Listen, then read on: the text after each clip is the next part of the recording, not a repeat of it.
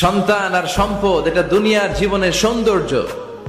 ছোট ছেলেমেয়েরা সোনামণিরা না থাকলে পৃথিবীতে কোনো সৌন্দর্য থাকতো? স্বামী স্ত্রীর ভালোবাসা কয় বছর? রং ধরা যৌবন জং ধরে শেষ। 1-2 বছর পরে আর আগের ওই মাতলামিটা থাকে না, ওই ভালোবাসাটা থাকে না। এরপরে ভালোবাসাটা হয় ছেলে মেয়েদের কারণে, ঠিক কিনা? ঘরে গেলে আব্বু আব্বু ডাকে, আম্মু আম্মু ডাকে, ছোটাছুটি করে, দৌড়াদৌড়ি করে, কান্নাকাটি করে, রাগ করে বসে থাকে, রাগ ভাঙাতে হয়, এটাই মজা, ঠিক কিনা? এজন্য আল্লাহ বলেছেন জিনাতুল হায়াতি দুনিয়া।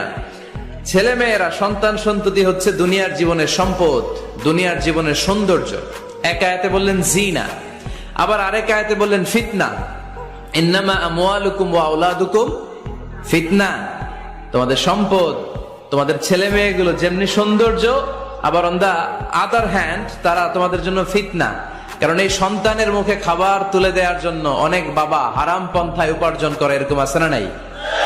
তাহলে ওই সন্তান শুধু জিনা না, ওই সন্তান ফিতনা।